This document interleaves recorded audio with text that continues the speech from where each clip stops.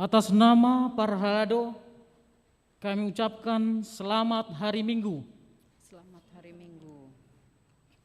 Untuk jemaat kita HKBP Bandung, terlebih kepada ruas kami yang beribadah melalui live streaming maupun di rumah maupun dimanapun berada. Dalam ibadah kita minggu ini, topiknya Immanuel, Tuhan beserta kita. Biarlah kita tetap bersuka cita dalam perinduannya, kuatlah di dalam iman dan pengharapan, tetap berdoa padanya, dan kita tetap berdiri teguh hanya dalam penyertaan Tuhan kita Yesus Kristus. Sebelum kita memulai ibadah kita, kami mengundang, mari kita berdoa.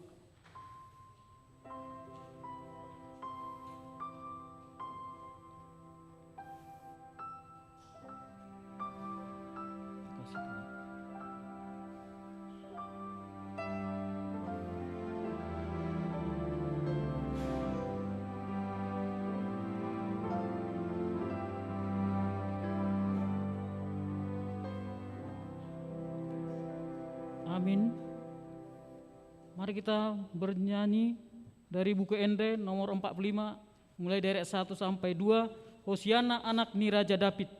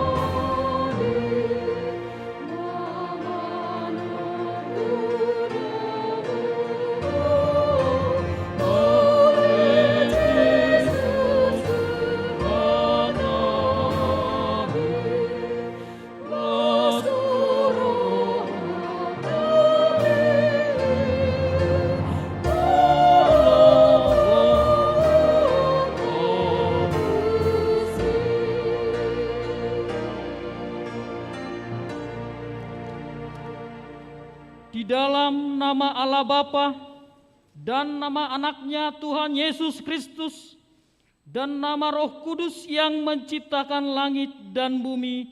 Amin. Bersorak-sorailah dan bersukarialah, hai putri Sion, sebab sesungguhnya aku datang dan diam di tengah-tengahmu. Demikian firman Tuhan. Haleluya.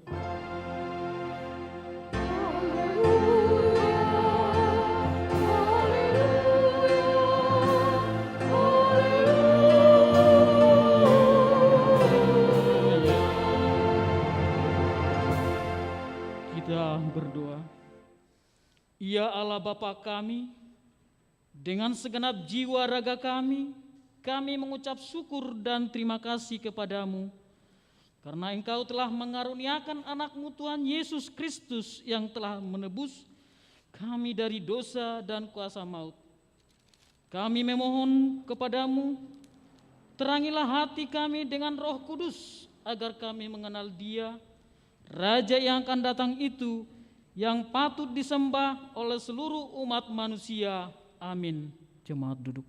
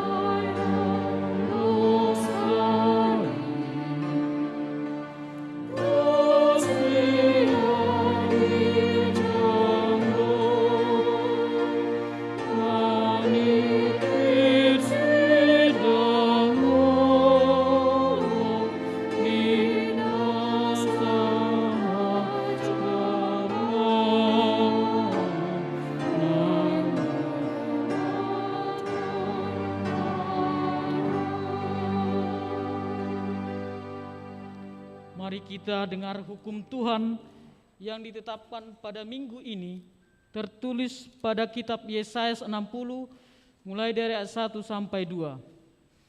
Bangkitlah, menjadi teranglah, sebab terangmu datang dan kemuliaan Tuhan terbit atasmu. Sebab sesungguhnya kegelapan menutupi bumi dan kekelaman menutupi bangsa-bangsa, tetapi terang Tuhan terbit atasmu dan kemuliaan menjadi nyata atasmu. Demikian hukum Tuhan.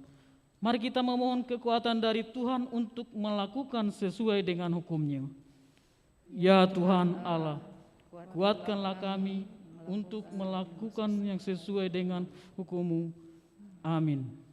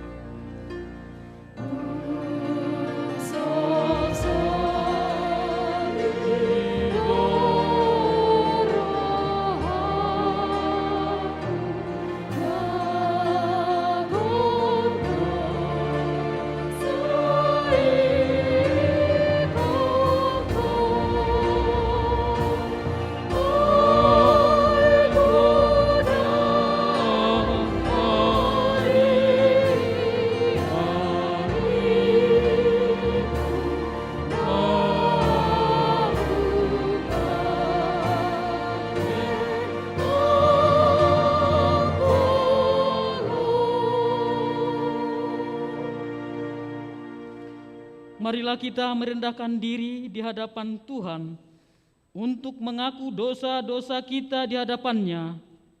Mari kita berdoa. Ya Allah Bapa kami yang di sorga, Engkau mengampuni dosa kami orang yang hina dan tercela ini. Di dalam anak kesayangan-Mu, kasihanilah kami orang berduka cita yang berdosa ini. Nyatakanlah di dalam hati dan jiwa kami ini akan keampunan segala dosa dan kesalahan kami itu. Karuniakanlah Roh Kudus-Mu bagi kami untuk memberi kekuatan dan keteguhan dan ketetapan hati supaya iman kami tetap tergoyahkan. Bimbing dan ajarlah kami, ya Tuhan, agar kami benar-benar dan sungguh-sungguh menyerahkan diri, hati dan jiwa kami kepadamu saja, kami korban yang hidup dan kudus oleh sebab anak-Mu Yesus Kristus Tuhan kami. Amin. Mari kita mendengarkan janji Tuhan akan pengampunan dosa.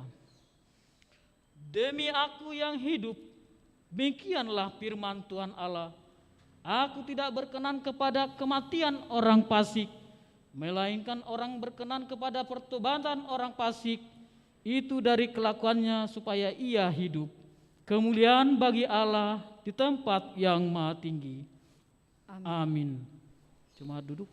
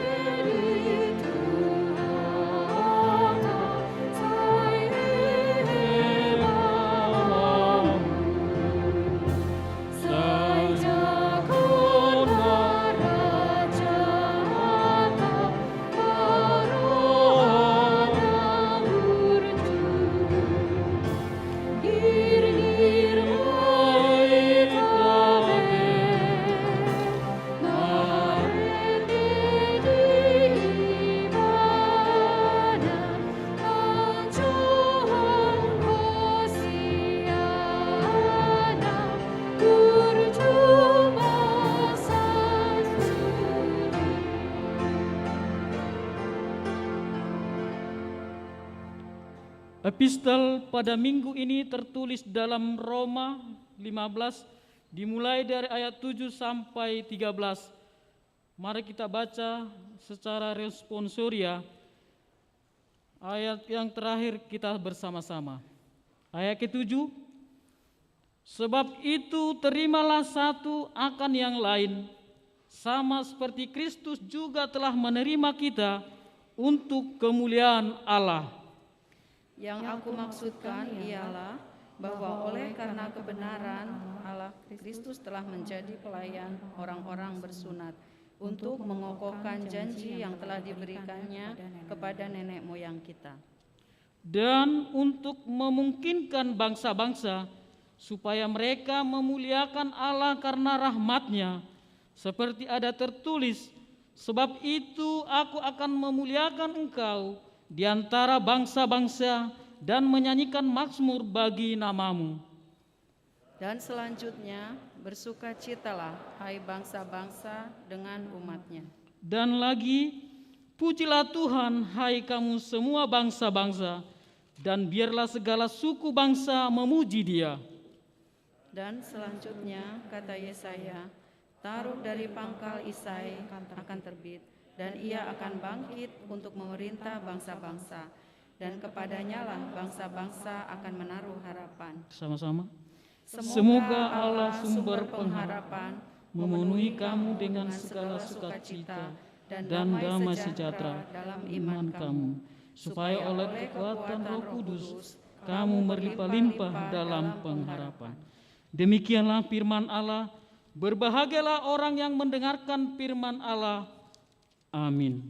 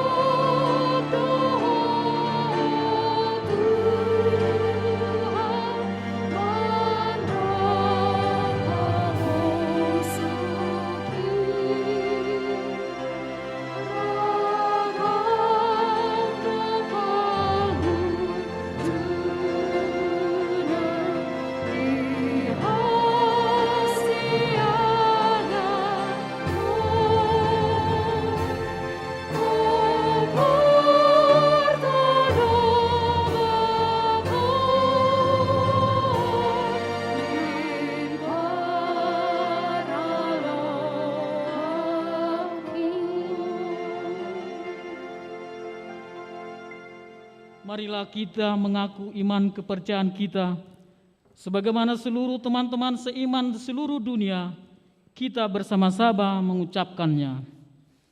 Aku percaya kepada Allah, Bapa yang Maha Kuasa, Khalik langit dan bumi. Aku percaya kepada Yesus Kristus, Anaknya yang tunggal, Tuhan kita, yang dikandung daripada Roh Kudus, lahir dari anak saudara Maria, yang menderita sengsara di bawah pemerintahan Pontius Pilatus, disalibkan, mati dan dikuburkan, yang turun ke dalam kerajaan maut. Pada hari yang ketiga, bangkit pula di antara orang mati, naik ke surga, duduk di sebelah kanan Allah, Bapa yang Maha Kuasa. Dari sana akan datang kelak untuk menghakimi orang yang hidup dan yang mati. Aku percaya kepada Roh Kudus dan adanya suatu gereja yang kudus, persekutuan orang kudus, pengampunan dosa, kebangkitan daging, dan hidup yang kekal. Amin.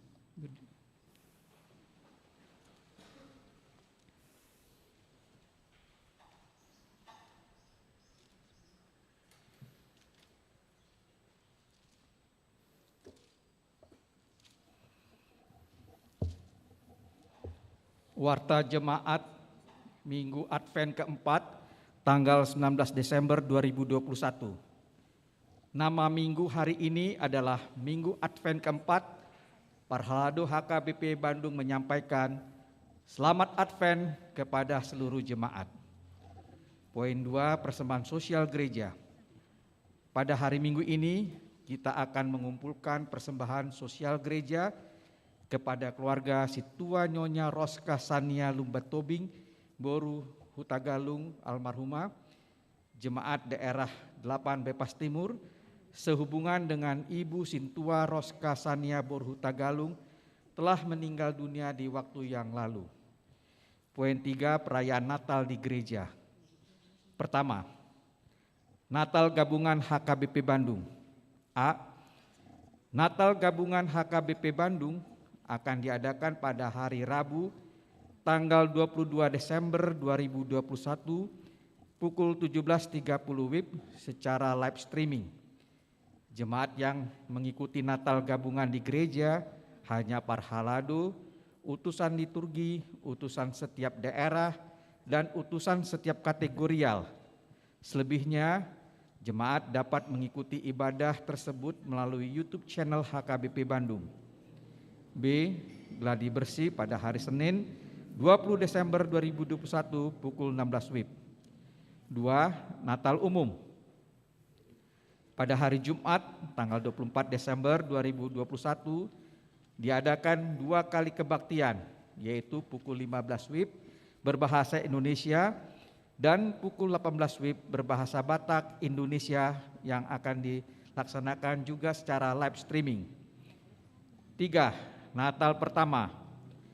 Pada hari Sabtu tanggal 25 Desember 2021 diadakan 4 kali kebaktian seperti minggu biasa, yaitu yang pertama pukul 7 WIB ibadah khusus lansia berbahasa Batak, pukul 10 WIB berbahasa Indonesia dan Batak yang akan dilaksanakan secara live streaming, pukul 15 WIB berbahasa Batak, dan pukul 18 WIB berbahasa Indonesia. Pada setiap kebaktian akan diadakan perjamuan kudus. 4. Natal kedua. Pada hari Minggu tanggal 26 Desember 2021 diadakan 4 kali kebaktian seperti minggu biasa dan ditambah kebaktian khusus yaitu baptisan kudus pada pukul 8.30 WIB. Poin 4, Natal daring HKBP Bandung. Pada hari Senin, tanggal 20 Desember 2021, pukul 18 WIB akan diadakan Natal daring HKBP Bandung khusus bagi jemaat yang sakit karena tidak dapat mengikuti ibadah Natal di gereja. Natal ini akan dilayani oleh tim doa Seksi Sending HKBP Bandung. Bagi jemaat yang ingin mengikuti Natal tersebut dapat berpartisipasi dalam Zoom meeting. Poin 5, acara Natal keluarga. Acara Natal keluarga yang telah dibagikan heret tahun hari ini dapat diperbanyak sendiri sesuai dengan kebutuhan. Persembahannya dapat disampaikan secara tunai melalui amplop persembahan Natal keluarga yang telah diselipkan pada saat kebaktian ke gereja atau dapat melalui transfer ke rekening gereja. Poin 6, amplop ucapan syukur Natal. Pada perayaan Natal pertama hari Sabtu tanggal 25 Desember 2021, kita akan menyampaikan amplop ucapan syukur Natal ke depan altar sebagai tanda syukur atas berkat Tuhan dan sukacita Natal. Marilah kita memberinya dengan sukacita. Amplop akan dibagikan pada saat perayaan Natal tersebut. Poin 7, baptisan kudus. pada hari Minggu tanggal 26 Desember 2021 pukul 8.30 WIB bertempat di gereja akan diadakan baptisan kudus secara khusus. Jemaat yang menghadiri hanya keluarga yang akan membaptiskan anak saja. Bagi jemaat yang akan membawa anak untuk baptisan kudus, agar menghubungi sintua daerah masing-masing, formulir pendaftaran dapat diambil di ruang konsistori samping gereja selesai kebaktian atau di kantor gereja pada saat hari kerja. Bimbingan kepada orang tua yang akan membaptiskan anaknya diadakan pada hari Rabu tanggal 22 Desember 2021 pukul 10 WIB bertempat di gereja. Demikian warta jemaat pada minggu ini. Tuhan memberkati.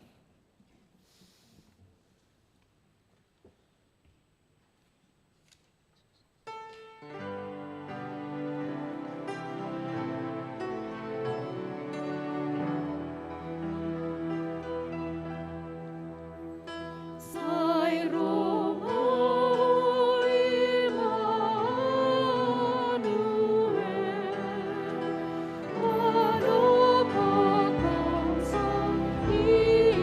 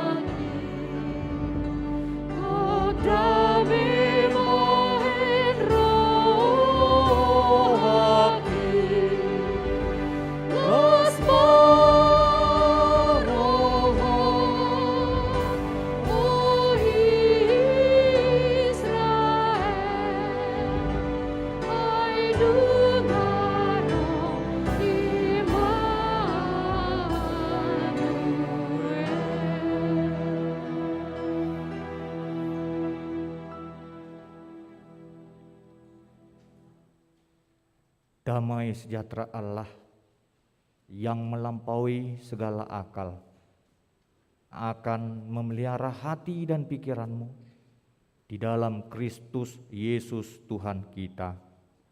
Amin. Saudara-saudari jemaat yang terkasih di dalam nama Tuhan Yesus Kristus, sebelum kita mendengarkan firman Tuhan, terlebih dahulu saya mengucapkan kepada kita semua, baik kepada seluruh jemaat yang menyaksikan ibadah dalam ibadah live streaming, dan begitu juga kita yang hadir pada saat ini. Selamat Advent bagi kita semua. Firman Tuhan tertulis di dalam Yesaya 7 ayat 10 sampai ayat yang ke-16. Demikian dikatakan, Tuhan melanjutkan firman-Nya kepada Ahaz, katanya, mintalah suatu pertanda dari Tuhan Allahmu. Biarlah itu sesuatu dari dunia orang mati, yang paling bawah, atau sesuatu dari tempat tertinggi yang di atas. Tetapi Ahaz menjawab, aku tidak mau meminta, aku tidak mau mencobai Tuhan. Lalu berkatalah Nabi Yesaya, baiklah, dengarkan. Hai keluarga Daud, belum cukupkah kamu melelahkan orang sehingga kamu melelahkan Allahku juga? Sebab itu Tuhan sendirilah yang akan memberikan kepadamu suatu pertanda. Sesungguhnya seorang perempuan muda mengandung dan akan melahirkan seorang anak laki-laki, dan ia akan menamakan dia Immanuel. Ia akan makan dadi dan madu sampai ia tahu menolak yang jahat dan memilih yang baik. Sebab sebelum anak itu tahu menolak yang jahat dan memilih yang baik, maka negeri yang kedua rajanya engkau takuti akan ditinggalkan kosong. Demikianlah firman Tuhan bagi kita. Jemaat yang terkasih, minggu ini kita akan memasuki minggu Advent yang keempat. Tentu kita telah mendengar secara berturut-turut dalam 3 minggu di masa Advent firman Tuhan yang menegaskan bagaimana peran Tuhan yang selalu memberikan keselamatan kepada seluruh umatnya. Tetapi ada hal yang perlu kita perhatikan, yang penting di dalam kehidupan kita, yaitu sebenarnya tidak hanya pemberitaan tentang juru selamatlah yang perlu kita dengar di masa-masa Advent ini. Tetapi ini adalah suatu perenungan, pergumulan di dalam kehidupan kita. Sudah sampai di mana kita mempersiapkan diri kita ini menyambut kedatangan Yesus sebagai juru selamat yang akan datang ke dunia ini. Dan kalau kita lihat secara nyatanya, apakah kebahagiaan atau sukacita kita semakin bertambah, apalagi pada saat kita akan mendekati hari Natal, hari kelahiran Tuhan Yesus Kristus. Atau justru sebaliknya, kita semakin lama semakin tidak bersemangat. Semakin lama kita bertambah kecewa dan kesal, dan tidak ada lagi kebahagiaan, kegairaan di dalam hidup ini. Saudara-saudari, apa arti mempersiapkan diri di dalam menyongsong kedatangan Tuhan? Arti mempersiapkan diri itu tidak sebatas mempercantik wajah kita saja, rupa kita saja. tetapi bersedia juga dia mengubah perilakunya untuk mau berbuat baik. Semakin hari hidupnya semakin lebih baik lagi, dan dia dapat menjadi teladan bagi saudara-saudaranya. Ya memang benar, saat ini kita bisa saja tertipu dari polesan-polesan wajah yang dapat mempercantik diri, dan tentunya polesan-polesan wajah itu dapat menutupi setiap kekurangan-kekurangan kita. Tetapi yang mau dinyatakan di dalam firman Tuhan bagi kita saat ini adalah bukan polesan dari alat-alat kecantikan yang dibutuhkan di dalam persiapan diri kita menyambut kedatangan Yesus. Polesan yang seperti itu hanya bersifat sementara. Dan pelajaran apa yang perlu kita petik dari firman Tuhan saat ini? Dikatakan topik khotbah minggu ini adalah Immanuel. Dan kata Immanuel pastinya tidak asing lagi bagi orang yang percaya. Khususnya di hari Natal ini akan sering terdengar kata Immanuel. Immanuel yang berarti Tuhan beserta kita. Dan kalau kita mencoba melihat di dalam Alkitab ini, kata Immanuel itu muncul 3 kali. Seperti di dalam Perjanjian Lama, ada 2 kali disebut di dalam Yesaya 7 ayat 14 dalam nas khotbah kita, dan juga Yesaya 8 ayat 8, dan juga yang terakhir, yang ketiga di dalam buku Perjanjian Baru, Matius 1 ayat 23, yang mengutip sama dengan kitab Yesaya. Saudara-saudari, arti Immanuel itu memberikan pesan bagi kita bahwa hanya penyertaan Tuhan yang sifatnya kekal, sedangkan penyertaan di luar sana, di luar Tuhan, itu sifatnya sementara. Apapun itu yang menyertai kita dari luar Tuhan, seperti ketergantungan hidup kita kepada orang tua, ketergantungan kepada suami atau istri, itu semuanya sifatnya terbatas. Dan memang kita menyadari dalam kehidupan ini kehadiran saudara-saudara kita, kawan-kawan kita itu memang dibutuhkan di dalam hidup ini. Tetapi kita harus ingat, baik itu kawan, baik itu orang-orang yang mengasihi kita, juga memiliki keterbatasan untuk terus melindungi kita. Apakah kita pernah berpikir apa yang terjadi jika suatu saat sahabat kita, jika suatu saat orang yang mengasihi kita, mencintai kita itu meninggal dunia? Maka ia tidak dapat lagi menolong dan selalu beserta dengan kita. Oleh karena itu saudara-saudari, di dalam Alkitab kita ini dikatakan Immanuel, Tuhan beserta kita. Tentunya seruan ini merupakan berita sukacita dan penguatan bagi kita saat kita menghadapi kesulitan hidup. Tentu ada latar belakangnya. Mengapa seruan Immanuel ini diucapkan dari teks khotbah ini? Teks khotbah ini dilatar belakangi oleh situasi bangsa Israel pada masa Raja Ahaz, dan diperkirakan terjadi sekitar tahun 733 sebelum Masehi. Dan memang sejak itu bangsa Israel selalu saja mendapatkan kesulitan untuk menghadapi musuh-musuhnya.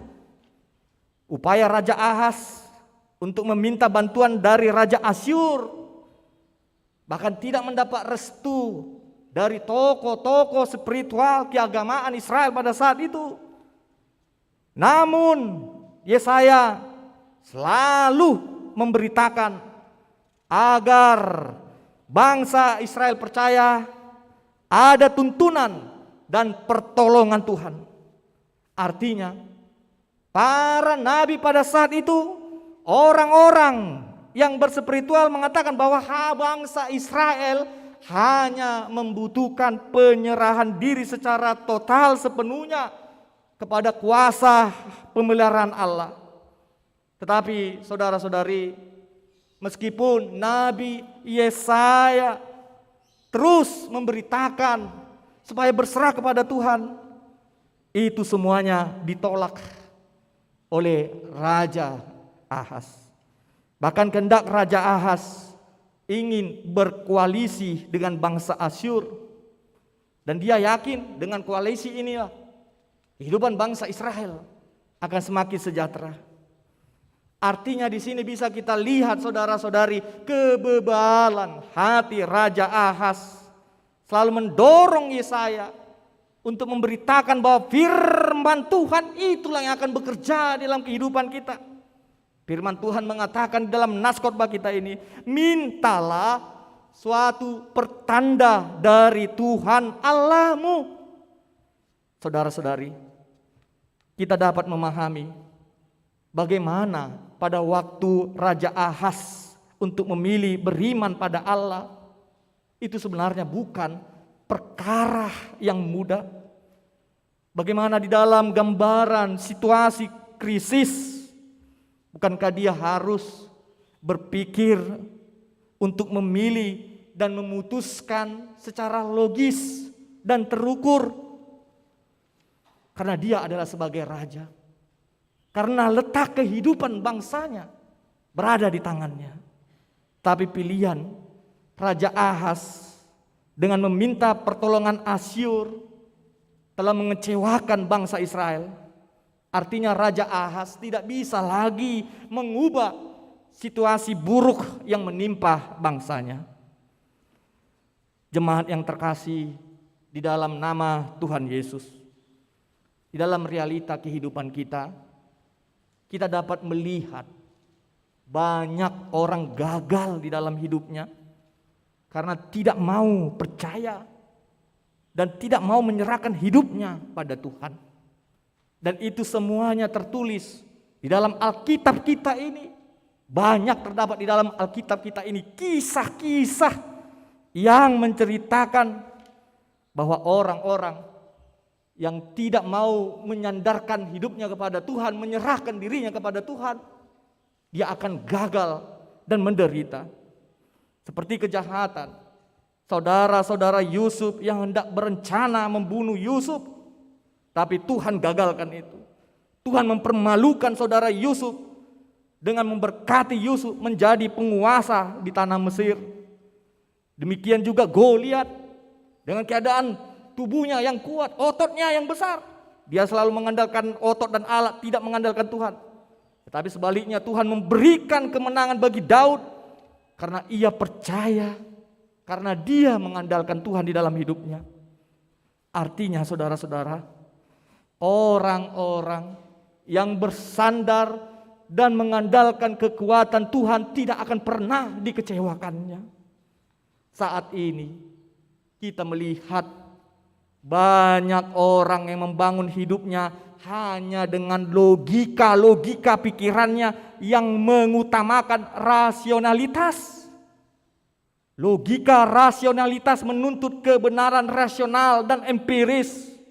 Contoh saja yang bisa kita lihat di tengah-tengah keluarga kita, di tengah-tengah rumah tangga. Jika seorang ibu kurang berhasil membimbing anaknya untuk belajar dengan baik, maka suami justru menuntut seharusnya istri itu tidak gagal membimbing anak mereka. Karena si suami telah capek bekerja, lelah bekerja, dan hak mengasuh, membimbing itu adalah milik istrinya. Begitu juga saudara-saudari, kita melihat di tengah-tengah rumah tangga, ketika suami pernah melakukan kesalahan, contohnya kehilangan pekerjaan, maka istrinya pun menuntut suaminya tidak seharusnya melakukan kesalahan itu. Begitulah saudara-saudari contoh kehidupan banyak orang yang dibangun atas landasan logika berpikir rasional, sehingga tidak satu pun boleh melakukan kesalahan di dalam hidupnya. Memang harapan agar sebuah kehidupan bersih dari kesalahan bukanlah sikap yang salah, namun perlu diingat, sikap itu kurang bermakna positif di dalam kehidupan ini. Dalam kondisi seperti apapun, baik istri, suami atau anak-anak, pastilah pernah melakukan kesalahan atau paling tidak mereka pernah menunjukkan kekurangannya. Saudara-saudari, apa esensi sebuah kehidupan orang beriman yang dapat kita petik dari firman Tuhan bagi kita agar kita dapat menjalani hidup ini dengan bahagia bersama dengan Tuhan? Karena logika rasional sudah dianggap kurang efektif dalam membangun sebuah kehidupan, karena hidup seperti itu hanya diikat oleh kepentingan semata.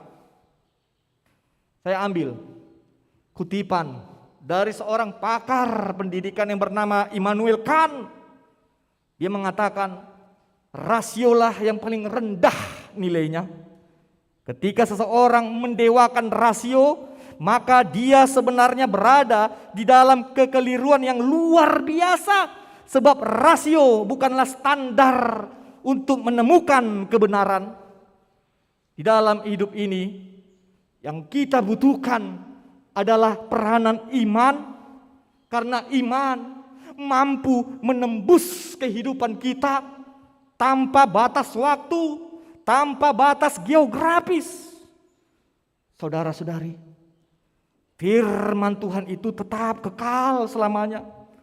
Firman Tuhan itu akan terus bekerja dan berkarya di dalam kehidupan manusia.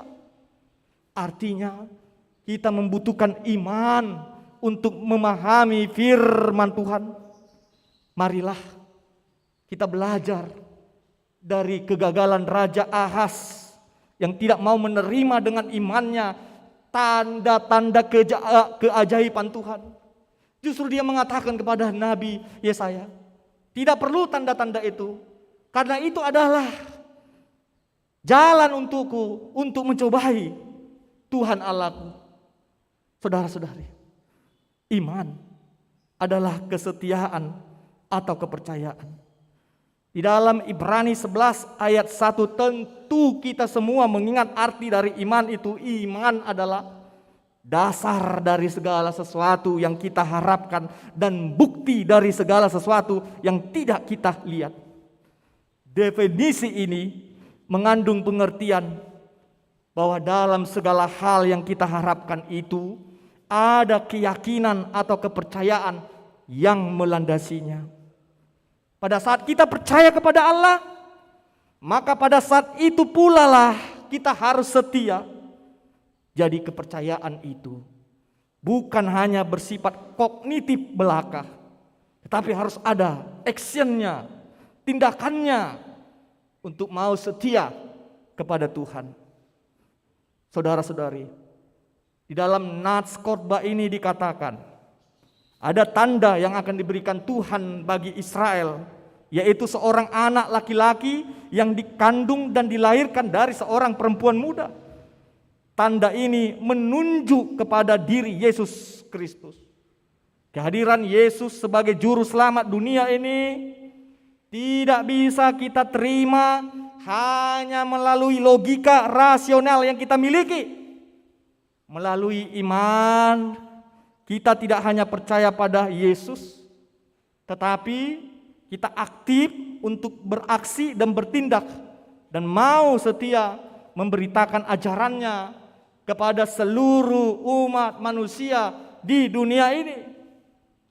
Saat arus teknologi bertumbuh dengan cepat di era revolusi industri ini, kita tidak boleh menghilangkan peranan iman di dalam hidup ini.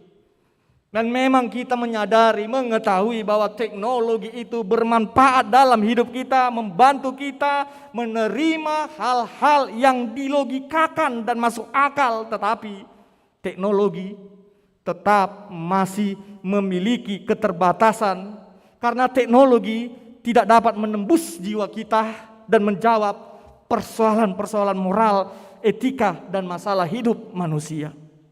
Dan ini telah terbukti, saudara-saudari. Dan sejarah telah membuktikannya bahwa zaman rasionalisme itu, zaman yang mendewakan rasio, itu telah lama padam, gugur karena ketidakmampuannya membuktikan ideologi-ideologi mereka. Dan melalui iman kita dapat mengerti bahwa firman Tuhanlah sebagai jawaban atas permasalahan hidup kita. Saat kita menggunakan iman, maka kita percaya Tuhan selalu bekerja membangun kehidupan ciptaannya semakin lebih baik. Saudara-saudari, kita meyakini, kita mengetahui bahwa dosa telah merusak hidup manusia sehingga membuat manusia tidak dapat lagi melihat kebenaran. Dan ini sudah terjadi sejak awal manusia itu berdosa. Yang terjadi adalah manusia itu saling menyalahkan. Manusia itu menutup kasih dalam kehidupannya. Manusia itu tidak lagi mau menerima kelemahan dari sesamanya dan tidak mau mengampuni pasangannya. Kehadiran Yesus ke dunia ini sebagai pertanda Tuhan telah membuka mata setiap orang untuk melihat kebenaran sesungguhnya. Hanya Tuhan Yesus satu-satunya sumber kebenaran yang dapat kita percayai. Pada saat kita sudah lelah, pada saat kita tidak lagi dapat menemukan pertolongan yang benar-benar membantu kita, datanglah dan terimalah Yesus di dalam hidupmu, di dalam diri Tuhan Yesus. Maka kita dapat menemukan pertolongan yang sesungguhnya. Yesus berkata, "Marilah kepadaku semua yang letih lesu dan berbeban berat, aku akan memberikan kelegaan kepadamu." Tuhan Yesus menyertai kita. Immanuel. Amin. Kita berdoa. Ya Tuhan, terima kasih karena Engkau telah memberikan kepada kami kesehatan, kekuatan, sehingga kami dapat mendengarkan firman-Mu dan memuji nama-Mu di dalam ibadah Minggu Advent ini. Ya Tuhan, Engkau bekerja dalam kehidupan kami yang selalu memberikan tanda-tanda keajaiban yang menunjukkan bahwa kuasa-Mu tiada tertandingi di dunia ini. Berikan kepada kami Tuhan keyakinan, kesetiaan untuk mau melaksanakan firman-Mu di dalam kehidupan kami. Ya Tuhan, kami mendoakan seluruh jemaat-Mu ini yang di dalam keadaan sakit, Engkau memberikan kesembuhan bagi mereka. Secara khusus Tuhan, kami mendoakan jemaat-Mu yang di rumah sakit, Kurnia, Astelia, Hermina Boru Pasaribu. Demikian juga Tuhan dengan Amang Banggas Predi Siagian yang dirawat di rumah sakit Boromius. Ya Tuhan, Amang Sintua Atur JM Sitorus yang dirawat di rumah sakit Santosa Kopo. Kiranya Tuhan Engkau memberkati jemaat-Mu yang sakit itu.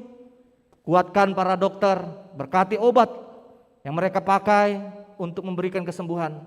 Ya Tuhan Allah Bapa kami, demikian juga kami mendoakan jemaat-Mu yang di dalam pergumulannya, yang belum mendapatkan keturunan. Kau dengar doa mereka Tuhan, berkati setiap usaha mereka di dalam keluarganya. Kiranya menghasilkan berkat dan sukacita di dalam hidup mereka. Ya Tuhan, demikian juga jemaat-Mu dari para pemuda yang merindukan pasangan hidupnya. Kiranya Engkau dengar doa mereka Tuhan, berikan kepada mereka sehingga mereka dapat membangun rumah tangga keluarga. Dan juga Tuhan jemaat-Mu yang bergumul untuk mencari pekerjaan, Kau berikan kepada mereka Tuhan usaha pekerjaan yang layak, supaya mereka dapat mengembangkan potensinya dan juga dapat mempertahankan hidup mereka. Ya Tuhan Allah Bapa kami, curahkan juga damai sejahtera dalam setiap jemaat-Mu, supaya mereka hidup rukun. Ya Tuhan Allah Bapa kami, dalam minggu-minggu ini kami akan mengikuti, melaksanakan dan berpartisipasi dalam perayaan Natal. Engkau berkati hidup kami supaya kami dapat mempersembahkan yang terbaik bagi-Mu. Demikian juga Tuhan, Engkau berkati seluruh kegiatan Natal yang akan berlangsung supaya dapat berjalan dengan baik. Ya Tuhan Allah Bapa kami adalah manusia yang lemah. Ampunilah kami supaya kami layak menerima berkat-berkat-Mu. Di dalam nama Tuhan Yesus kami berdoa. Amin. Jemaat yang terkasih, kita mengumpulkan persembahan kepada keluarga Sintua Nyonya Roskasania Lumban Tobing Boru Huta Galung dari daerah 8 Bypass Timur. Dan kemudian kita bernyanyi dari buku ND nomor 592.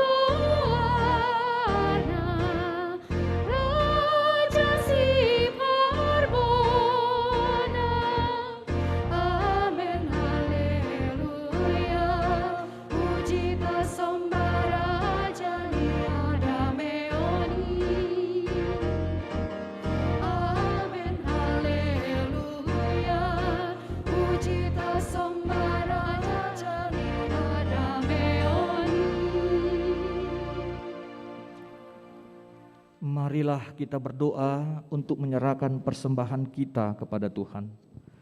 Ya Allah Bapa kami yang di surga, kami mengaku bahwa Tuhan adalah sumber dari segala karunia yang melimpah dalam kehidupan kami masing-masing.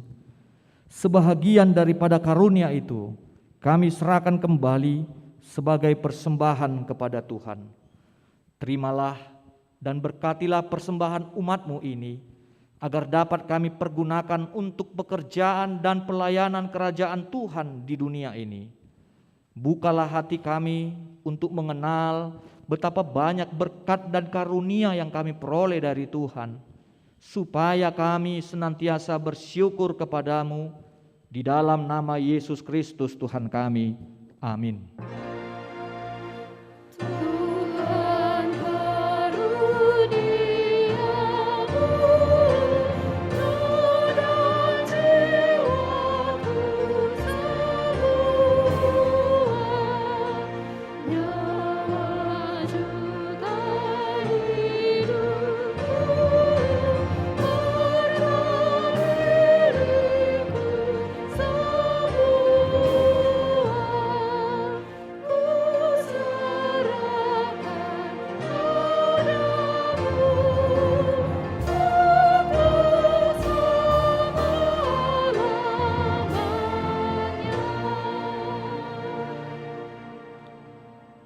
Bapa kami yang di surga, dikuduskanlah namamu, datanglah kerajaanmu.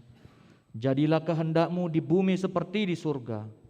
Berikanlah kami pada hari ini makanan kami yang secukupnya, dan ampunilah kami akan kesalahan kami, seperti kami juga telah mengampuni orang yang bersalah kepada kami. Dan janganlah membawa kami ke dalam pencobaan, tetapi lepaskanlah kami daripada yang jahat.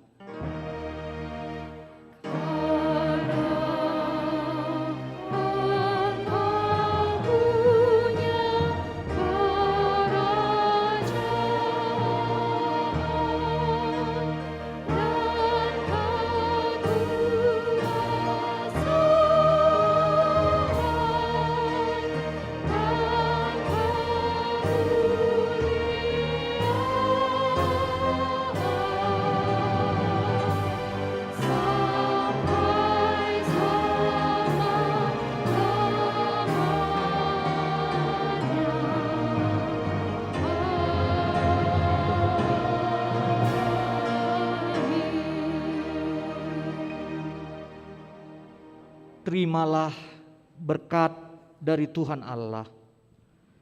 Tuhan memberkati dan melindungi engkau. Tuhan menyinari engkau dengan wajah-Nya dan memberi engkau kasih karunia-Nya. Tuhan menghadapkan engkau dengan wajah-Nya dan memberi engkau damai sejahtera-Nya. Amin.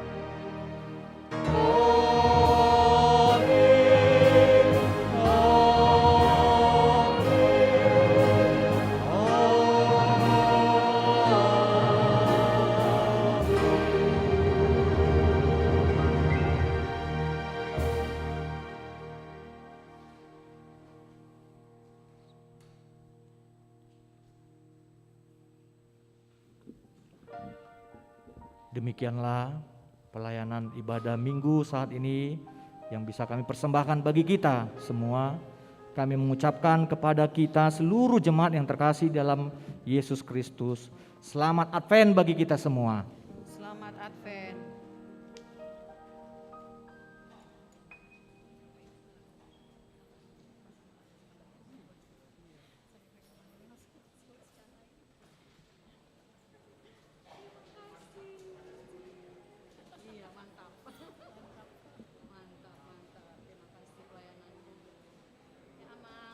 Advent aman, Tuhan berkati. Ya, monggo.